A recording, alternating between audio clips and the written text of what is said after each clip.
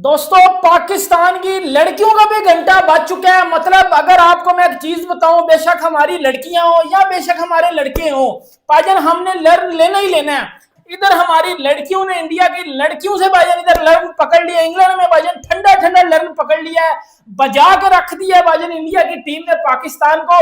मतलब मुझे एक बात बताओ, जब हमने इंडिया से जीतना नहीं होता, जब हमने उनको कंपटीशन ही नहीं देना होता, मतलब जीतना तो भाई बड़ी दूर की बात है ना, जीत तो समझ लो हमारी किस्मत में। अस्सलाम वालेकुम दोस्तों, आप देख रहे हैं एमआर स्पोर्ट्स। दोस्तों, गुज़श्ता 2 दिन पहले आप सब लोगों को मालूम होगा कि मोहसिन नकवी की तरफ से एक बयान जारी किया गया था जब इन्होंने रेड बॉल कैंप का दौरा किया था। तो इस दौरे के दौरान इनकी तरफ से सिलेक्शन के मामला को जो है ये मजबूत और सख्त करने का जो फ़ैसला है या जो ऐलान है इनकी तरफ से किया गया और कहा गया कि अब क्रिकेट के अंदर जो है किसी किस्म की जो सिफारशी कल्चर है या सिलेक्शन है, सिफारशी सिलेक्शन, इसको ख़त्म कर दिया जाएगा। अब एक कंप्यूटराइज डेटा बनाया जाएगा जिसके मुताबिक ही क्रिकेटर्स की जो सिलेक्शन है, इनकी कारकर्दगी, इनके खेल और इनकी जो फिटनेस के मुतालिक ही फ़ैसला लिया जाएगा कि कौन से खिलाड़ी की कारकर्दगी क्या है। उसके मुताबिक ही जो है इनको टीमें सेलेक्ट किया जाएगा। और सेंट्रल कॉन्ट्रैक्ट के मुतालिक भी मोहसिन नकवी की तरफ से जो बड़े ही अहम तरीन जो इंकशाफ हैं या जो हिदायत हैं वो जारी की गई थी, जिसके बाद नजम सेठी की तरफ से जो है मोहसिन नकवी के इस सिलेक्शन के बयान के ऊपर जो है तनकीद की गई है।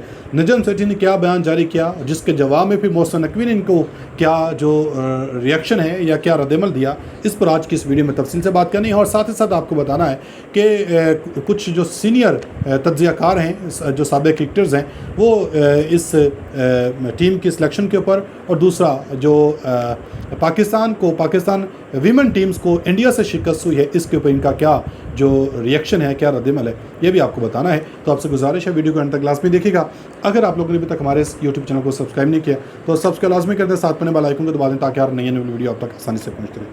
दोस्तों, सबसे पहले ज़रा बात कर लेते हैं मोहसिन नकवी के और नजम सेठी के मुतालिक कि नजम सेठी ने जो गुज़श्ता रोज़ दोस्तों मोहसिन नकवी के बयान के बाद जो है इनके ऊपर तनकीद की गई है। चूँकि मोहसिन नकवी की तरफ से दोस्तों कहा गया था कि क्रिकेट में मौजूद इस वक्त जो सिलेक्शन सिस्टम है इसको ख़त्म करना है और अब मेरिट के मुताबिक जो है सिलेक्शन की जाएगी, मेरिट के ऊपर सिलेक्शन की जाएगी। जिसके बाद नजम सेठी ने इनके इस बयान के ऊपर तनकीद की है।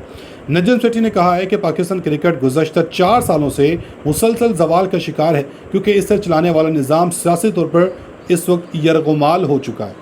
नजम सेठी ने कहा कि अगर वो इस वक्त चेयरमैन होते तो ख़राब कारकर्दगी पर मौजूदा पूरी सिलेक्शन कमेटी को फौरी फारिग करके नई कमेटी तश्कील देते। इन्होंने क्रिकेट बोर्ड के अहदेदारान को मिलने वाली 50-50 लाख रुपए माहाना तनख्वाहों पर भी अफसोस का इजहार करते हुए पूछा कि इनकी कारकर्दगी आखिर क्या है, इनसे पूछने वाला क्या कोई नहीं है। नजम सेठी ने मौजूदा चेयरमैन मोहसिन नकवी को मुखातिब करते हुए कहा कि क्या इन्हें मुल्क में क्रिकेट की ये अबतर सूरत हाल नज़र नहीं आ रही है।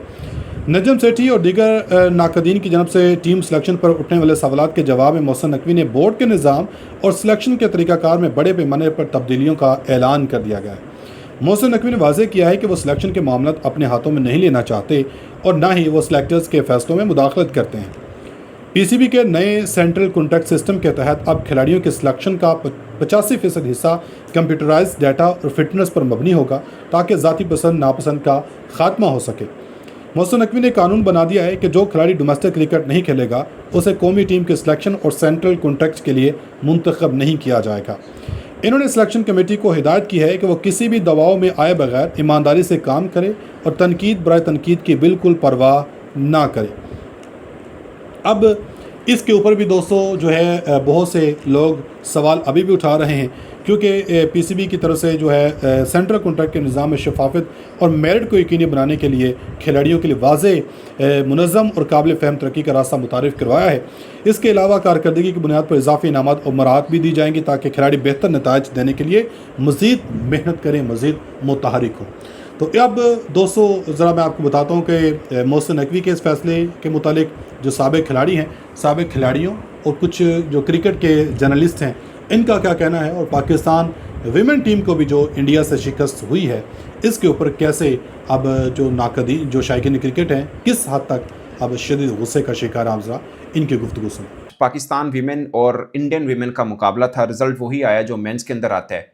और ये मुकाबला है ना, Indian women versus Pakistan women, ये मेंस से बहुत वीक मुकाबला है। आप ये समझिए जैसे पाकिस्तान या इंडिया का जिम्बाब्वे के साथ मैच हो, वो वाला मैच है, शायद इससे भी नीचे वाला लेवल। अगरचे हमारी लड़कियों ने 2 मरतबा भारत को T20 वर्ल्ड कप में हराया, ओवरऑल T20 में 3 मरतबा हमने हरा रखा हुआ है, मगर आखिरी बार जो T20 वर्ल्ड कप में हराया 2016 यानी 10 बरस पहले की बात है। उस वक्त भी इंडिया की टीम तगड़ी टीम थी, but with the time being उन्होंने बहुत, जिसे कहते हैं, प्रोग्रेस की विमेन क्रिकेट के ऊपर भी। अब ये देखिए तकरीबन 2-3 साल पहले की बात है, जय शाह जब बीसीसीआई के सरबराह थे, उन्होंने विमेन टीम की जो मैच फीस है वो मेंस के बराबर कर दी। यानी जो पैसे एक मैच खेलने के विराट कोहली लेते हैं वही पैसे स्मृति मंदाना भी ले रही हैं। सिंपल समझाने के लिए मैं आपको बता रहा हूँ।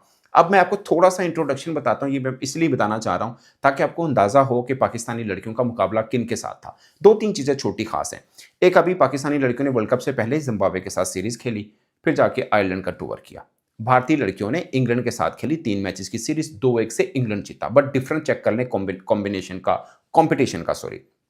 नंबर 2, स्मृति मंदाना 34th 50 आज की है। इससे पहले 10 लास्ट मैचेस उठा के देखने स्मृति मंदाना की कोई 50 नहीं है। पाकिस्तान के खिलाफ खेली है, घर से कैच ड्रॉप हुआ 27 के ऊपर, बट जो भी it's a part of the game, उन्होंने भी ड्रॉप किए कैचेस।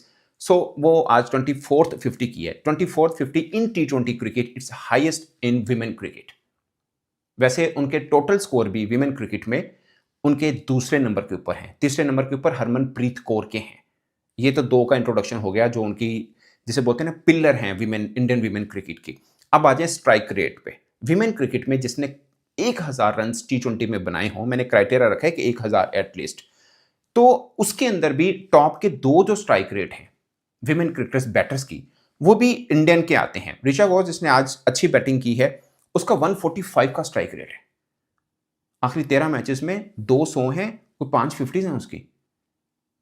व्हाइट बॉल में 50 ओवर्स में, गर्चे T20 नहीं था, बट फिर भी वो अच्छी, जिसे बोलते हैं, मंजी हुई बल्लेबाज हैं। अफ्रीका के खिलाफ 200 की लगातार नहीं है। मेंस के ऊपर इतने प्रॉब्लम है, विमेन के ऊपर कितने होंगे। बाकी मैं उस चीज पे नहीं आना चाह रहा कि पाकिस्तान में खवातीन को मौके नहीं मिलते, ये नहीं होता। मुझे लगता है कि विमेन क्रिकेट को पहले की निस्बत अब ज़्यादा क्रिकेट ज़रूर मिल रही है, मगर यहाँ पे भी वो चीज़ें होती हैं जो कहीं काम नहीं हुआ, कर रहा या सही नहीं कर रहा, उसको एडजस्टमेंट इधर लगा दो। ये काफ़ी टाइम पीरियड से चल रही है, पिछले 2-3 वर्षों से आप उठा के देख लें। मेंस से सफ़र करके जो नाकाम होता है उसको विमेन में डाल देते हैं। मैं किसी को डिग्रेड नहीं कर रहा, बट मैं वैसे एक बात बता रहा हूँ आपको। ओ बहन का टक्कर छनकनो घंटों, कम से कम उनको कंपटीशन दे लिया करो, कम से कम उनको मुकाबला, उनके साथ मुकाबला कर लिया करो। मतलब आपका ना कोई बैटिंग में मुकाबला है, ना आपका भाईजान कोई बैटिंग में मुकाबला है। मतलब क्या चीज आपसे नहीं पकड़े जा रहे, रन आउट आपसे नहीं हो रहे, मिसफील्ड आप कर रही हो। और फातिमा सना की कप्तानी ऐसी हो रही थी जैसे कोई गली मल्ले की क्रिकेट खेली जा रही है। ना पीछे फील्डर लिया, 15वें ओवर में, मतलब 17वें 18वें ओवर में कम से कम फातिमा सना साहब ने वो फील्डिंग ली हुई थी जो फील्डिंग, समझो मुझे ऐसे लग रहा था भाईजान ये तो पावर प्ले लग रहा है, मुझे ऐसे लग रहा था भाईजान ये कुछ चौथा ओवर है। चौथे ओवर वाली फील्डिंग ली हुई थी फातिमा सना ने भाईजान 18वें ओवर में। ना पीछे फील्डर है, ना बाहर, मतलब ना आपको कवर के बाहर फील्डर मिल रहा है, ना उधर फील्डर है, ना पीछे फील्डर। करने की हुई थी उधर, वो हमारा टीम की बकवास सुन लो। उधर कल भाईजान वो फातिमा सना प्रेस कॉन्फ्रेंस में बैठ के भाईजान चीखा दवाई कर रही थी, इंडिया को हम फेल देंगे, इंडिया को हम ये कर देंगे। इंडिया ने आपको भाईजान उधर लटका दिया, इंडिया ने उधर आपका पकड़ के घंटा बजा दिया एज यूजुअली। आगा जी 14 वाला मैच है ये। आगा जी इंडिया ने हमें 14 कर दिया, इंडिया ने हमें 14 कर दिया, इस टाइम 14 कर दिया इंडिया ने हमारी लड़कियों के साथ भाईजान। जी दोस्तों, आपने इनकी गुफ्तगू सुनी है। उम्मीद है कि आपको ये जो चीज़ें हैं ये क्लियर हो चुकी होंगी। अब तक इतने अपनी फीडबैक है कमेंट सेक्शन में लास्ट में दीजिएगा। मिलेंगे अगली वीडियो में, तब तक के लिए अल्लाह हाफ़िज़।